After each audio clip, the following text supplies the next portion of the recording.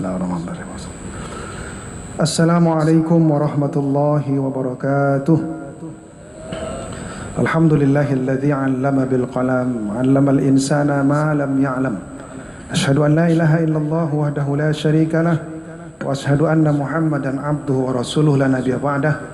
Allahumma fashalli wa sallim wa barik ala sayyidina Muhammad wa ala alihi wa ashabihi wa zurriyyatihi wa atba'ihi ajma'in.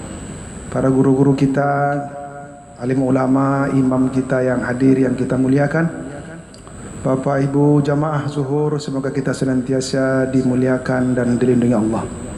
Kita bersyukur kepada Allah pada zuhur ini kita diberikan kesempatan dan kekuatan untuk berkumpul di masjid yang kita cintai ini. Semoga semua ini kita lakukan atas dasar iman, dan Allah Subhanahu wa taala senantiasa meningkatkan kualitas keimanan kita dalam tuntunannya. Salawat dan salam buat baginda Rasulullah Muhammad sallallahu alaihi wasallam sebagai teladan dalam kehidupan kita. Saudaraku yang dimuliakan Allah, kita masih berada di awal bulan Muharram di tahun 1444 Hijriah. Teringatlah kita akan firman Allah Subhanahu wa taala, A'udzu billahi minasyaitonir rajim. Bismillahirrahmanirrahim. Alladzina amanu wa hajaru wa jahadu fi sabilillahi bi amwalihim wa anfusihim a'zamu darajatan 'indallah wa ulaika humul faizun. Orang-orang yang beriman, berhijrah dan berjihad di jalan Allah dengan segenap harta dan jiwanya, maka Allah akan mengangkat derajatnya. Dan mereka itu orang-orang yang menang. Bahkan kemenangan itu tidak saja di dunia, sampai kekal di akhirat. Yubashshiruhum rabbuhum birahmatin minhu wa ridwanin wa jannatin lahum fiha na'imun muqim khalidina fiha abada innallaha 'indahu ajrun 'azim. Para pakar menyebut hijrah itu menjadi the starting point of the Islamic new era.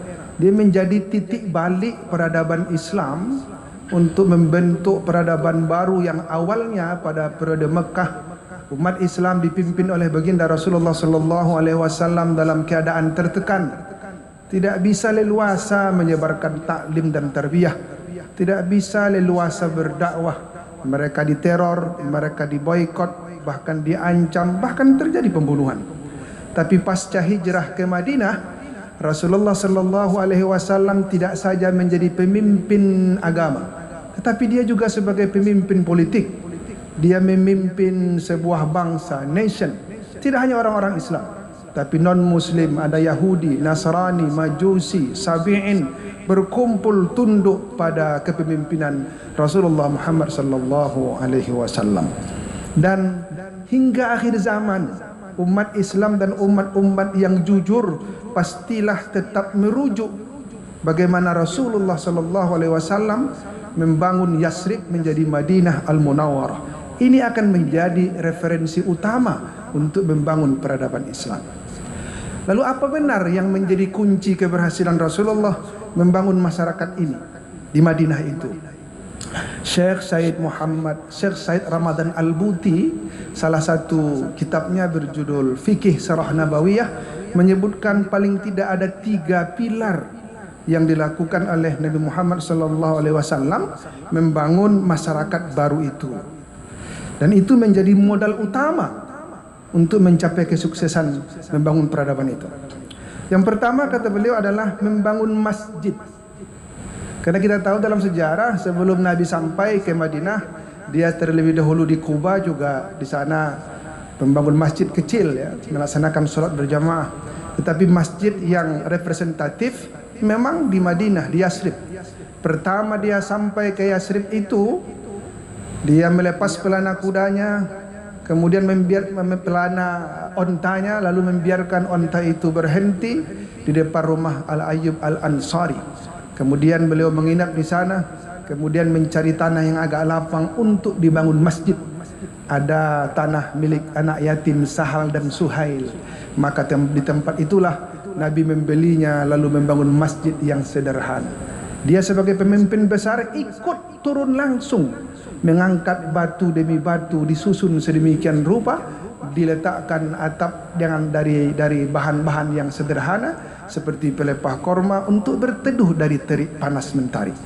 Lalu di masjid itulah Rasulullah SAW membangun gerakan dakwah, tarbiyah dan siasah. Di sana umat berkumpul, dan periode awal masjid ini tidak hanya sekedar tempat beribadah salat berjamaah. Profesor Quraisy Shihab dalam bukunya Wawasan Al-Quran menyebut paling tidak ada 10 fungsi masjid kala itu. Masjid sebagai tempat ibadah, masjid sebagai tempat konsultasi dan komunikasi, masjid sebagai tempat tarbiyah pendidikan, masjid sebagai tempat santunan sosial, sebagai tempat latihan militer dan persiapan alat-alatnya, tempat pengobatan kalau ada korban perang, tempat perdamaian dan pengadilan sengketa. Masjid juga menjadi aula dan tempat penerima tamu, dan juga dijadikan sebagai tempat tawanan perang sementara. Bahkan masjid menjadi pusat pembelaan atau penerangan agama. Sangat kompleks fungsi masjid ketika itu. Jadi tidak sekedar tempat sholat. Bapak Ibu yang dimuliakan Allah, inilah yang patut kita hidupkan senantiasa apa yang dilakukan oleh Nabi ini. Kita ini bangsa yang besar, mayoritas muslim terbesar di dunia ya di Indonesia. Kalau di Indonesia ini ada 30-an provinsi, Sumatera Barat adalah provinsi yang sangat kental dengan keislamannya. Dan orang Sumatera Barat punya tradisi, punya historis dengan suraunya, dan surau tak bisa dipisahkan dari pilar-pilar masjid itu sendiri. Maka membangun peradaban umat ini, marilah kita kembali ke masjid. Jadilah kita menjadi aktivis-aktivis masjid, yang lagi-lagi tidak saja sholat jamaah, tapi bagaimana kita menghidupkan masjid ini sebagai lembaga tarbiyah, lembaga dakwah, lembaga siasah dalam artian positif. Dulu orang bangga sebagai orang Minang yang banyak tokoh-tokoh lahir karena diyakini itu karena pengaruh surau, di mana surau di Minangkabau juga sangat kental dengan tradisi ibadahnya, tradisi ilmiahnya atau ilmu agama, bahkan tradisi tasawuf di sana juga berkembang. Bahkan kita dengar sekarang ada masjid yang menjadi pembicaraan, Masjid Jogokarian di Yogyakarta itu. Pimpinannya berkali-kali mengatakan, kami mengembangkan masjid ini terinspirasi dari orang Minang, karena di saat itu yang ada di sana adalah musola ya. Dan yang menjadi juru dakwah di Jogokarian itu adalah orang Minang. Katanya ketika kami dulu waktu kecil-kecil belajar dengan Buya itu, Buya selalu menceritakan tentang surau di Minangkabau, sehingga kami terinspirasilah bagaimana menciptakan, mewujudkan masjid yang betul-betul makmur, masjid memakmurkan dan memakmurkan masjid. Dan sekarang kita lihat hasilnya. Lalu kenapa ke Jogja pula pindahnya? Bagaimana kita di Sumatera Barat? Nah, ini yang harus menjadi renungan kita. Jadilah kita bahagian dari umat Islam yang ada di Padang, di Sumatera Barat, di Minangkabau ini, betul-betul tergantung hati kita ke masjid, aktivis masjid. Jangan hanya musiman, jangan hanya tempat persinggahan, jangan hanya sekedar tempat untuk berekreasi.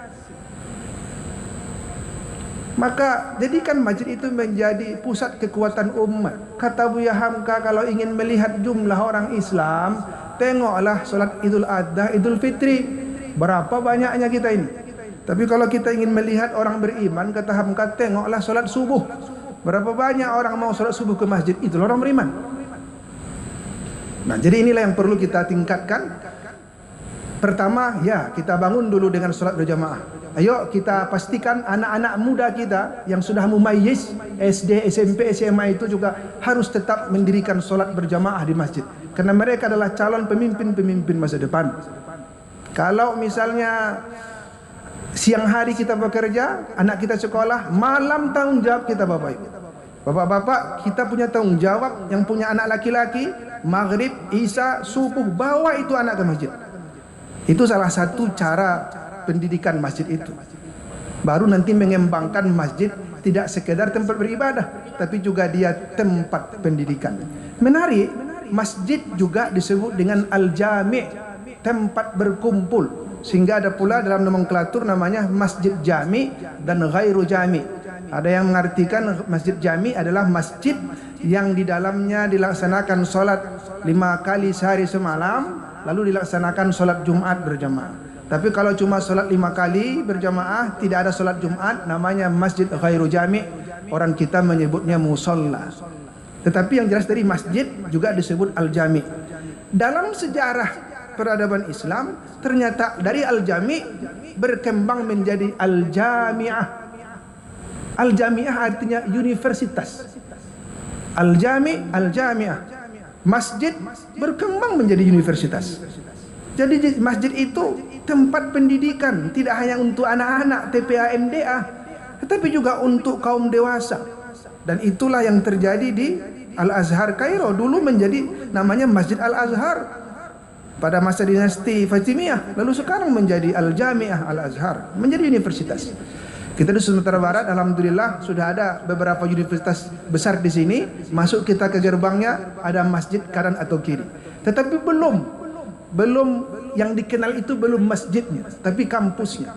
Seharusnya kampus itu juga terkenal masjidnya untuk membangun peradaban Islam, melahirkan pemikir-pemikir, melahirkan para intelektual muslim yang mendapatkan pengajaran di masjid. Oleh karena itu harapan kita, Masjid Raya Sumatera Barat yang menjadi kebanggaan kita tidak sekedar tempat singgah berjamaah, tidak sekedar untuk selfie-selfie pula, tetapi ini dijadikan sebagai lembaga pendidikan Islam untuk anak-anak, untuk remaja, untuk dewasa, dengan berbagai macam variasi kurikulum penguatan keberagaman kita. Itu yang pertama. Yang kedua adalah kata Al-Buti, Rasulullah sallallahu alaihi wasallam membangun peradaban itu dengan persaudaraan, ukhuwah. Ini juga menarik. Ternyata Rasulullah sampai ke Madinah, yang dia lakukan itu adalah mempersatukan antara kaum Ansor dan kaum Muhajirin. Dan luar biasa dalam surah Al-Hasr ayat 9 dikatakan bahwa orang-orang Ansor itu sangat mencintai orang-orang Muhajirin. Bahkan mereka juga menginginkan sesuatu, mereka dahulukan orang-orang Ansor itu. Ada yang mengatakan dalam sejarah, Sa'ad bin Rabi ketika dia melihat Abdurrahman bin Auf dari kalangan Muhajirin datang ke Madinah tidak bawa harta apa-apa, lalu Sa'ad bin Rabi berkata, aku punya tanah, sebidang tanah, ambillah separuh untukmu. Aku punya istri 2, lihatlah mana yang kau mau akan kuceraikan, nikahilah. Tetapi Abdurrahman bin Auf tahu diri, dia sebagai tamu yang baik tidak menerima begitu saja. Dia tolak tawaran itu, lalu dia minta, tunjukkan kepadaku di mana pasar, maka aku akan berdagang di sana. Abdurrahman bin Auf pun akhirnya menjadi seorang kaya yang dermawan. Begitulah persaudaraan mereka. Bahkan di awal-awal mereka saling mewarisi sebelum turunnya ayat-ayat tentang mewaris. Maka inilah kekuatan Islam selagi dia bersatu. Kata Al-Buti juga bahwa persatuan itu yang terbaik dilakukan di masjid. Jadi punya kaitan. Di masjid berkumpul umat Islam ini ya bersatu, maka bersaudara. Sekarang bagaimana kondisi umat Islam di Indonesia ini? Kalau kita lihat media sosial, Bapak Ibu yang mengikuti di Twitter, di Facebook, di Instagram, caci maki, sumpah serapah, katanya mengkritik tapi menjatuhkan dan memaki-maki.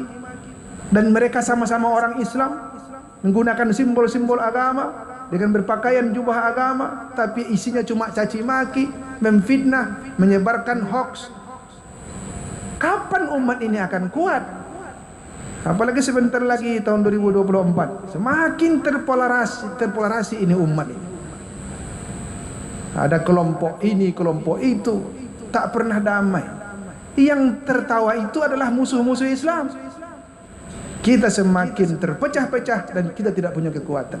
Padahal kata Nabi, al-mu'min mir'atul mu'min. Seorang mukmin itu laksana cermin bagi mukmin yang lain. Kalau kita bercermin, cermin itu kotor, ya kita bersihkan cerminnya, jangan dipecahkan. Kalau kita ada yang menempel di wajah kita yang buruk, jangan dirobek wajah ini, tapi bersihkan wajah kita. Cara membersihkannya dengan cara yang baik. Kalau ada saudara kita yang salah, jangan dighibah, jangan difitnah, jangan dipecah belah, tapi ditegur dengan cara yang baik-baik. Kata Imam Syafi'i, kalau aku salah, tegur aku, jangan di hadapan orang. Kalau aku ditegur di hadapan orang, maka nasihatmu tak akan masuk dalam hatiku. Justru nasihat akan berubah menjadi kebencian. Nah, oleh karena itu, bagaimana kita bertata krama, bersaudara, adab persaudaraan itu harus kita kembangkan lagi kalau umat ini tetap ingin maju dan berkembang. Yang terakhir kata Al-Buti, keberhasilan Rasulullah membangun Madinah itu dengan Sahifatul Madinah, dengan piagam Madinah. Dalam konteks ini ternyata umat ini tidak cukup hanya dakwah, seruan dakwah, tidak cukup hanya tarbiyah, tapi juga harus ada siasah, ada perjuangan politik. Keberhasilan Rasulullah karena dia menjadi seorang politisi, dia jadi pemimpin besar. Jadi umat Islam jangan alergi dengan politik. Ada ustadz cerita politik, langsung ustadznya dicemeh.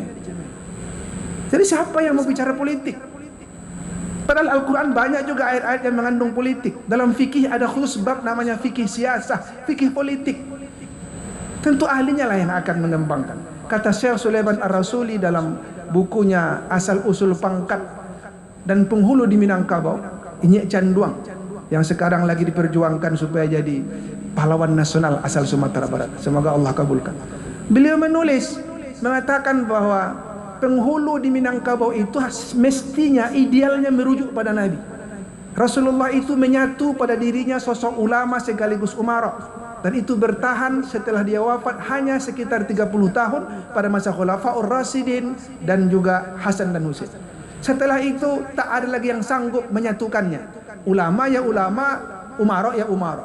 Maka kata beliau di Minangkabau, penghulu itu ya umara, tapi dia jangan terpisah dari ulama.